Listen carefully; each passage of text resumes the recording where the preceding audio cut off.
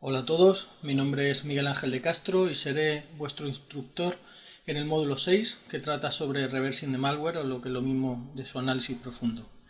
Veremos en primer lugar una breve introducción de cómo funciona o cómo llega el malware a nuestros sistemas y procederemos después con un análisis tanto estático como dinámico básico.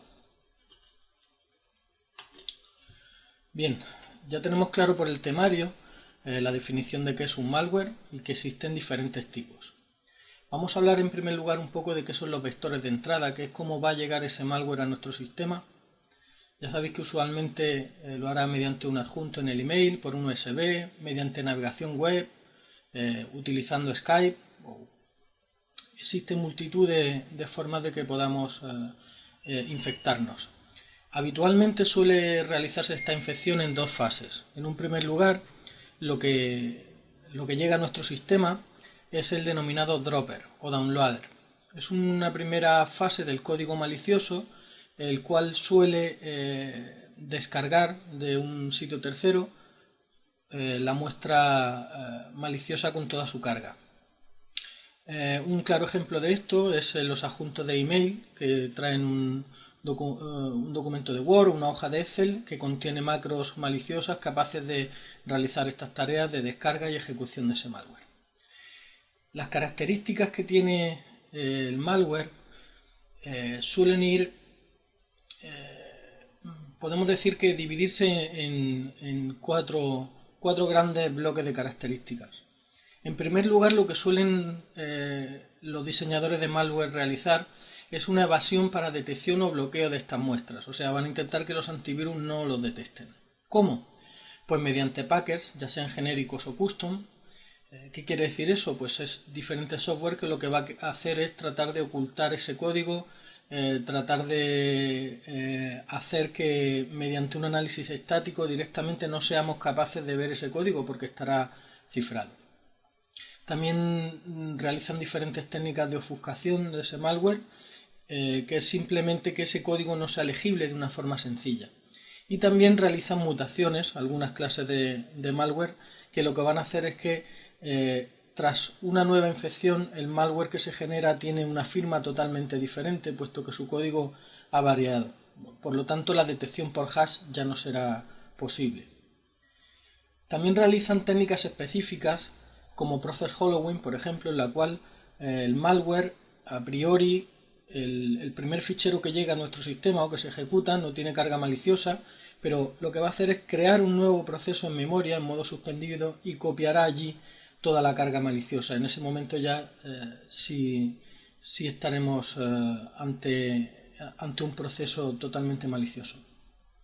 También utilizan algunas técnicas como DGA, de Domain Generation Algorithm, que basa su funcionamiento en que la muestra maliciosa, si tiene que conectarse hasta el desarrollador, por ejemplo, si es una botnet, al final esa muestra maliciosa que se ejecuta en nuestra máquina debe conectarse hacia el atacante, hacia el que está mandando esos virus.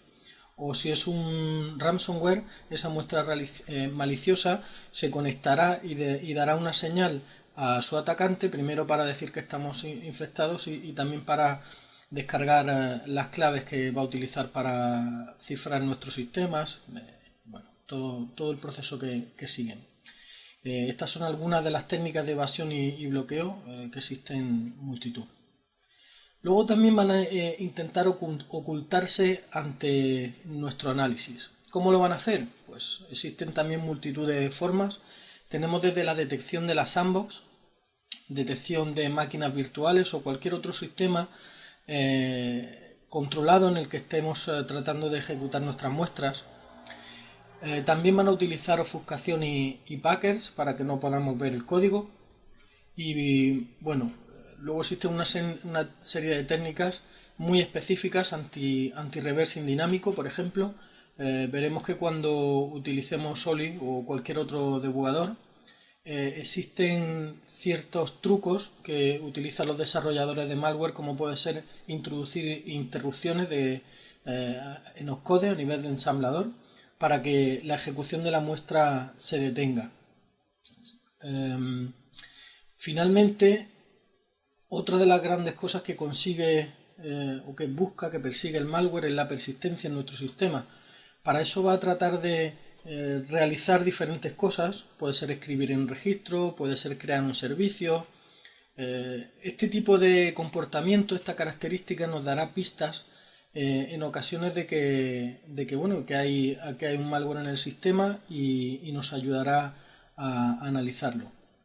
Finalmente, después de todo esto, cada malware se diseña para una acción concreta, ya sea cifrar nuestro disco duro, tomar control de él, esparcirse o servir como punto inicial de una infección más compleja. Ahora, sin más, vamos a pasar a lo que sería el primer análisis estático y dinámico de una muestra. Para ello vamos a abrir nuestra máquina virtual. En el temario ya tenéis definido cómo debéis de montar una máquina virtual y el software que debéis utilizar. Es el que vamos a utilizar aquí. En primer lugar, para realizar el análisis estático de la muestra, lo primero que vamos a hacer es ver las cadenas de texto que están incluidas dentro de ese fichero malicioso. Este va a ser el fichero objeto de nuestro análisis y para ello vamos a utilizar Vintex. Vintex es una aplicación muy simple. Esta operación puede hacerse de muchas formas. En Linux puede utilizarse strings o cualquier otro método. Pero bueno, esto es una aplicación sencilla y que nos va a ayudar bastante en esta tarea. Vemos cuando abrimos la muestra, si damos un vistazo rápido, que existen muchísimas cadenas de texto, algunas son legibles, algunas tienen sentido, otras no tienen sentido, pero si vamos con detenimiento vamos a ver que hay cierta información interesante. Por ejemplo, aquí estamos viendo un dominio al que se conecta probablemente el malware, cicmalware.com. Aquí, por ejemplo, podemos ver una clave de registro, software Microsoft Windows Current Version Run. Como ya sabéis, esta es una de las claves de registro que me va a permitir que se ejecute el malware cada vez que se reinicie nuestro ordenador. Es una forma de conseguir persistencia. Luego aquí estamos viendo ciertos tipos de teclas especiales como Enter, Caps Lock, Tab. Estos suelen usarlo los keylogger. Si buscamos un poco más, vemos que aquí existen diferentes funciones de Windows, como puede ser regClose-Key, regCreate-Key. Todas estas funciones, por ejemplo, están relacionadas con el acceso a nuestro registro. Sabemos que el malware probablemente va a tocar nuestro registro. Existen bastante más. Aquí tenemos una comparación de cadenas, una longitud. Como vemos, utiliza muchísimas funciones. Connect, esto también me da una pista de que hará algún tipo de conexión, ¿vale? O esta, getHostByName. Aquí tenemos la función socket, también muy relacionada con la utilización de las conexiones de internet. Si tenemos cualquier duda de cómo funciona o para qué sirve alguna de estas librerías, veremos que tanto aquí como posteriormente cuando hagamos el análisis avanzado, es muy útil acceder al MSDN de Microsoft, que lo tenemos aquí, y podemos realizar búsquedas, por ejemplo, la función socket, para tratar de determinar qué hace una función en concreto, porque no tengamos conocimiento de ello. Con el tiempo, según vayamos adquiriendo experiencia, ya las funciones nos irán sonando. Aquí tenemos la clase socket del Net Framework, implementa un socket, básicamente. Podemos buscar otra que a priori no sea tan sencilla como Virtual Protect.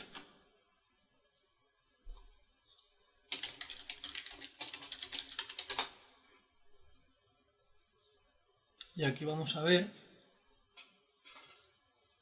que la función lo que hace es cambiar la región de memoria, el acceso a esa región, para que en vez de escritura pues sea lectura o cualquier otra cosa. Esto suele hacerse cuando el malware trata de escribir en memoria por algún motivo. No solamente tenemos toda la explicación, sino la DLL en la que se encuentra implícita, incluso su código base y Esto es también importante, funciones relacionadas con ella. Bien. Si seguimos mirando un poquito más, vamos a ver que existen muchos datos que no nos aportan nada, pero luego, por ejemplo, aquí podemos ver que se ha utilizado una compilación probablemente en Linux con MinGW32, y por lo que vemos en los parámetros es una compilación que, si bien se ha hecho en Linux, es para sistemas Windows. A priori, mirando, no hay demasiados más detalles. Si quisiéramos buscar algo concreto, podemos usar el buscador y, por ejemplo, buscaríamos run, que ya sabemos que hemos visto antes que es una parte de la clave que se utiliza en el registro. Todas las partes donde aparezca run pues nos las irá remarcando. Por ejemplo, aquí veríamos que nos habría marcado esa función. Bien, una vez que ya hemos hecho un primer análisis del estático utilizando Vintex, vamos a seguir analizando el binario. Para ello vamos a proceder ahora con la siguiente aplicación, que es PEView. Esta aplicación me va a permitir ver el formato completo del binario según su estructura. En el temario habréis podido observar y leer que existen diferentes secciones, cada una tiene su funcionamiento y básicamente nos define cómo está construido un binario. Es bastante interesante que aprendáis en profundidad porque esto os va a permitir obtener información sobre si está empacado, si tiene nuevas secciones, y en un primer vistazo vamos a poder ver diferentes cosas. Por ejemplo, en el ImageFile Header podemos ver, por ejemplo, cuándo ese binario ha sido compilado. Eso nos va a dar algún aporte sobre la frescura del mismo. No es lo mismo analizar un binario que vemos que se ha compilado hace 3 días que ver un binario que tiene una compilación de hace 5 años. Un binario que esté compilado hace mucho tiempo probablemente será detectado por todo el mundo. Un binario que es relativamente nuevo pues no será así. De todas formas hay que tener cuidado con este valor porque puede modificarse. Luego tenemos algunos otros puntos que son de bastante interés. Por ejemplo, en la sección Header vemos que tenemos un tamaño virtual de esta cabecera y que tenemos un tamaño después del raw data, que es lo que va a ocupar en disco. Habitualmente estos valores deben de ser muy similares, como es este caso, porque no debe de ocupar mucho más en disco de lo que ocupa en memoria. ¿Qué es lo que pasa? Que en ocasiones, cuando el malware está empacado, el proceso de empacamiento de un fichero lo que va a hacer además es descomprimirlo. Entonces, generalmente cuando existe un packer en el fichero, veremos que el tamaño entre virtual size y el size of raw data es diferente. Aquí el tamaño será bastante más grande porque ocupará más en disco que lo que ocupa en memoria. ¿De acuerdo? Bueno, como digo, podremos obtener información interesante de las cabeceras y de cómo está compuesto el fichero. Vamos a seguir ahora con el siguiente software que nos va a ser bastante útil, que es PAID. PAID es un fichero muy específico, es un software muy específico que detecta packers comunes. En este caso vemos que no ha encontrado nada, probablemente es porque no está empacado, pero en el caso de que tuviera algún tipo de empacado y fuera reconocible, o sea que es un packer genérico, no un packer custom, lo veríamos aquí. Esto nos daría una primera pista para tratar de desempacarlo utilizando algún packer, algún desempacador genérico. En el caso de que sea un empacado a mano, pues habría que hacer un desempaque a nivel también manual, utilizando OLI. Esa es una tarea compleja y no existe una guía como tal porque cada malware realiza un procedimiento totalmente diferente. Ahora vamos a ver Dependency. Dependency es un buen complemento para nuestro análisis a la hora de ver qué librerías exactamente se están utilizando y para qué. No os preocupéis si aparece algún tipo de error. Aquí podremos ver, si contraemos todas las librerías, estas son todas las DLLs que va a usar el malware. Si entramos en alguna, para ver con más detalle qué es lo que está haciendo, podremos ver de forma más concreta qué librerías ha llamado y para qué.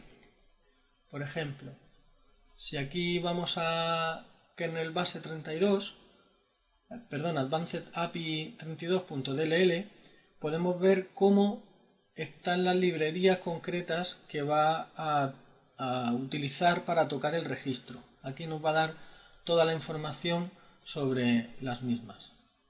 Como digo, esto al principio es más necesario. Cuando ya se tiene bastante práctica, pues ya se va conociendo de cada librería DLL cuáles son las llamadas a funciones más comunes. Finalmente, para la parte del análisis estático básico, vamos a utilizar la herramienta VirusTotal. VirusTotal, como ya sabréis todos, es una herramienta que me permite analizar ficheros maliciosos, la pasa por un gran número de antivirus y me da una serie de información sobre si es malicioso o no.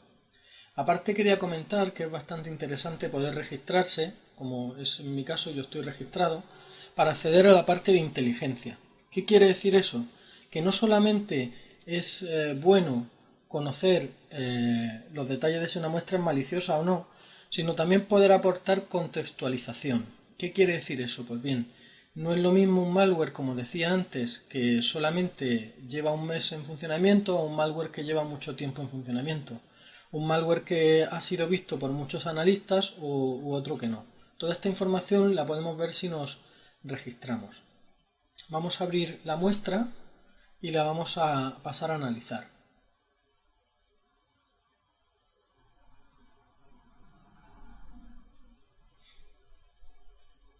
Se está realizando el análisis. En este momento vemos como nos está dando información de quién lo está detectando y quién no lo está detectando. Es una muestra que de momento ha sido detectada por 8 antivirus de 59, lo cual es un ratio bastante bajo, y como podéis ver tampoco había sido subida previamente, si no el sistema nos lo hubiese dicho. Podéis ver cómo esta muestra está evadiendo una gran cantidad de antivirus, Kaspersky, Malwarebytes, Gdata, como veis algunos de ellos muy conocidos, Nox32, Bitdefender, AVG, Avast. Solamente detectado por un número muy reducido de antivirus. Eso quiere decir que es una muestra reciente y con cierta sofisticación para evitar su análisis. En los detalles vamos a poder ver cierta información que ya hemos visto con nuestras herramientas. Por lo tanto, como decía, es bastante útil si queremos de forma sencilla y sin tener que usar diferentes herramientas, pues poder tener un análisis inicial sobre la muestra. En este caso ya sabemos que es un portable ejecutable, tenemos su hash, todos sus datos. Esta es la primera vez que ha sido vista esta muestra, como veis, la primera submisión. Por lo tanto, aquí lo que podíamos indicar es que se trata de una muestra muy fresca y que podría ser utilizada en un ataque dirigido. Bien, una vez que hemos terminado con la parte del análisis estático básico, ya podemos extraer las siguientes conclusiones. La muestra, básicamente, sabemos que va a conectarse de alguna forma a Internet. Sabemos que el dominio malicioso sobre el que se va a conectar es este. También sabemos que va a alcanzar persistencia y probablemente puede ser un keylogger por el tipo de strings que nos hemos encontrado. Bien, vamos ahora a pasar a su análisis dinámico. Para ello vamos a utilizar diferentes software. En primer lugar, vamos a utilizar Process Monitor. Esto pertenece a la suite de herramientas de SysInternals, que es una suite bastante útil, la podéis ver aquí. Tiene muchísimos programas de Microsoft que nos van a ayudar a realizar bastantes tareas en nuestro sistema. Como veis, también es muy útil a la hora de reversión de malware. Bien, ¿qué va a hacer esta herramienta? Esta herramienta básicamente es un agente que monitoriza toda la actividad que sucede en el sistema, tanto a nivel de registro como a nivel de ficheros, de la actividad de ficheros, la actividad de red, la actividad de los procesos, incluso también me va a dar información del perfil de ciertos eventos. Para no ver la información de cualquier binario, sino solamente del que nos interesa, o de toda la actividad del sistema, sino solo este, vamos a aplicar filtros. Para ello, en Filter, lo que hacemos es indicar el nombre del proceso y aquí le decimos que el filtro es Process Name. Como veis, existen cantidad de filtros que podemos aplicar. En este caso nos interesa este. Lo añadimos. Vamos a desactivar este. Se queda en verde. Lo aplicamos. Y decimos que OK. Bien. En este momento ahora lo que vamos a hacer es utilizar Process Hacker. Process Hacker es como una especie de, digamos de administrador de tareas de Windows, donde vemos los procesos, pero lo va a hacer de una forma bastante más exhaustiva y nos va a permitir realizar muchísimas tareas. Luego veremos su utilidad. Si veis, aquí al principio aparece muchísima información sobre el fichero malicioso, pero realmente todavía no lo hemos activado, si no lo estaríamos viendo aquí, este setup key. Eso es porque el Process Monitor lo primero que hace es una carga inicial y todas estas operaciones que veis son las que realiza un binario normalmente cuando se carga. Su carga de DLLs, escritura en ciertos ficheros temporales, en ciertas partes de registro. Esto, por así decirlo, pasaría abriendo prácticamente cualquier tipo de fichero. Vamos a auto-scroll a dejarlo activado para que vaya sucediendo las líneas y vamos a ejecutarlo. Me gusta ejecutarlo desde línea de comandos por si se muestra algún mensaje para poder verlo.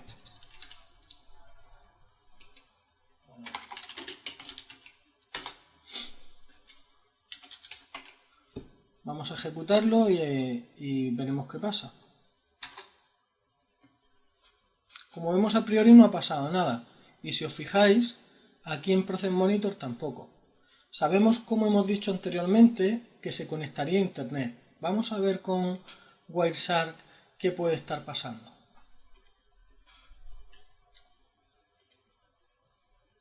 Como ya sabéis, Wireshark es una herramienta que se utiliza para capturar todo el tráfico de red que se produce en mi sistema. Entonces vamos a ejecutar nuevamente la muestra y ver si se produce algún tipo de comunicación. No, esto es comunicación habitual,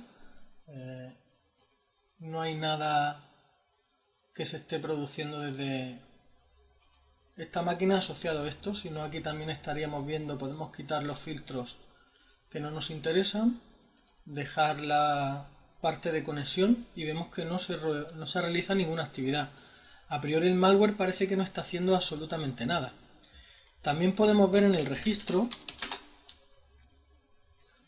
y podemos buscar la clave de registro que sabemos que es la que va a tocar para persistencia. Habíamos visto que la clave está en software.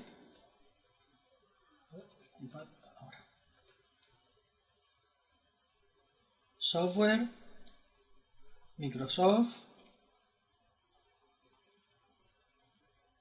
Windows, Current Version y Run.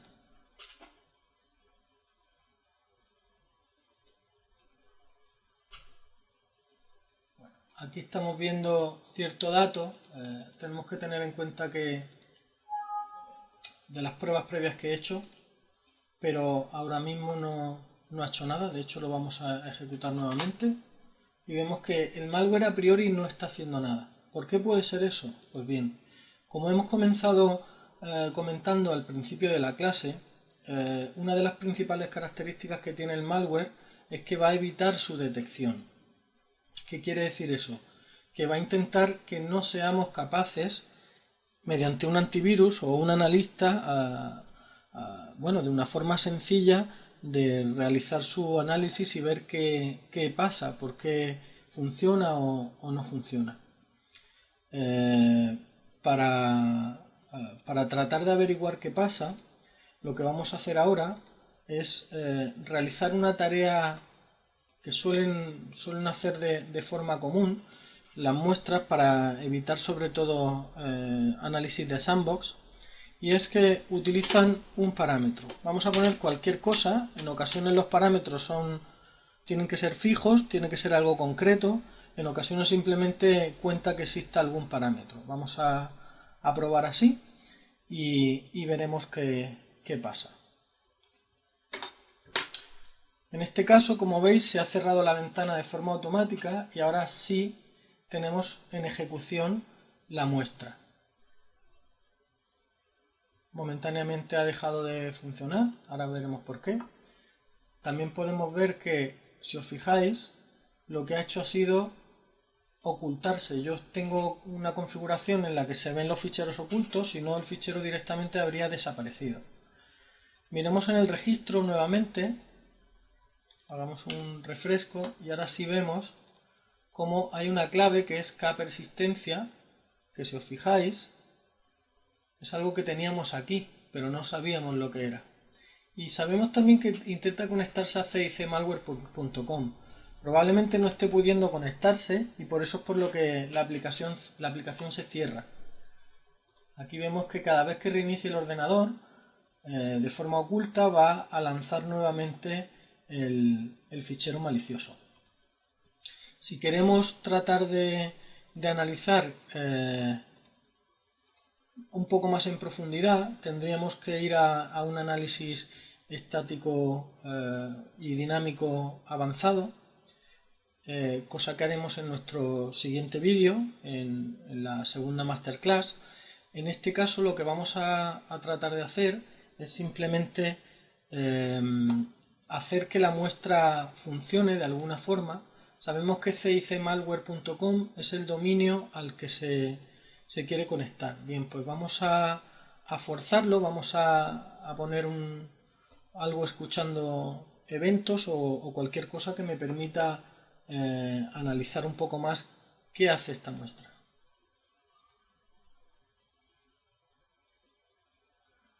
Lo primero que vamos a comprobar es cómo está tratando de comunicarse. Para eso, ya que sabemos que el dominio es cicmalware.com, vamos a hacer esa búsqueda en lo que hemos guardado con Wireshark de la comunicación. Y aquí vemos que hay una petición DNS relativa a cicmalware.com. Es una petición DNS puesto que está tratando de conectar por dominio y es lo primero que hace. Entonces no sabemos a qué puerto, porque obviamente es una petición a dominio al puerto 53 por UDP. Así que lo que podemos hacer es tratar de forzar que esa dirección IP sea la que yo quiera, ese dominio sea el que yo quiera. Para eso ya conocéis el archivo de host de Windows, el cual primero podemos modificar. Recordad que esto siempre tenéis que hacerlo con privilegios de administración para que me deje guardarlo.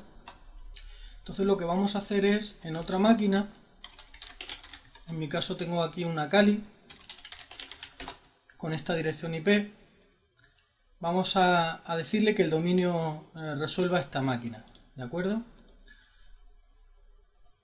Para ello introducimos la dirección IP y el dominio es cicmalware.com. Vamos a ver si de esta forma podemos ver a qué puerto se está conectando o obtener más información sobre la muestra.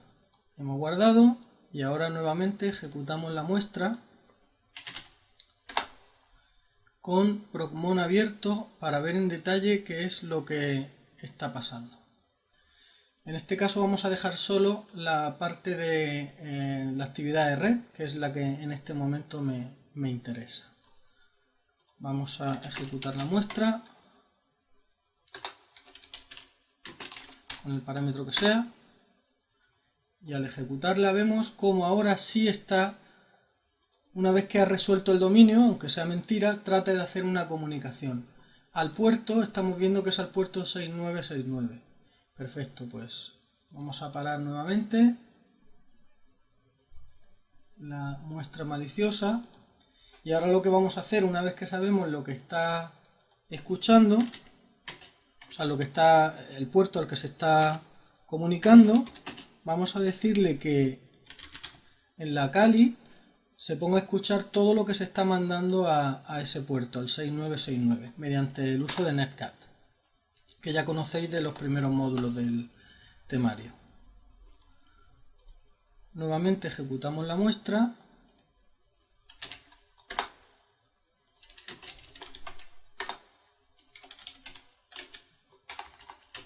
Pasamos un parámetro y parece que ya está funcionando. Ahora está mandando datos. Vamos a ver qué tipo de datos está mandando. Como vemos, ha mandado una letra y está indicando CMD. Parece ser que nuestras sospechas son ciertas, se trata de un keylogger. Vamos a escribir algo. Hola, estoy escribiendo un texto. Si vamos a lo que manda, nos podemos fijar cómo las ventanas sobre las que he ido clicando las ha registrado. No solamente registra pulsaciones de teclas, sino también las ventanas. Y veamos si capturas lo que escribo.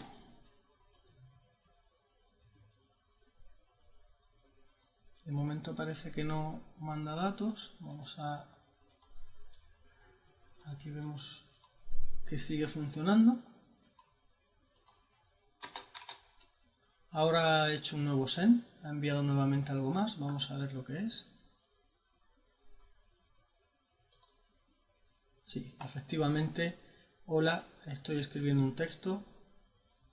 Veamos si captura lo que escribo. Se trata de un keylogger que está mandando a ceicemalware.com al puerto 6969 tanto las aplicaciones que usamos como lo que estamos escribiendo en ellas. Con este análisis básico hemos conseguido determinar qué tipo de muestra es, su antigüedad, qué hace, cómo obtiene persistencia en el sistema, y sabemos que requiere de un parámetro para su funcionamiento. En nuestra segunda masterclass veremos de forma más avanzada cómo tratar de analizar ese binario para obtener más información de todas las opciones que tiene, y no solo eso, también trataremos de parchearlo para eliminar la necesidad, por ejemplo, de usar un parámetro. Espero que el vídeo haya sido de vuestro agrado, que hayáis aprendido bastante, y cualquier duda ya sabéis cómo contactar con nosotros. Gracias.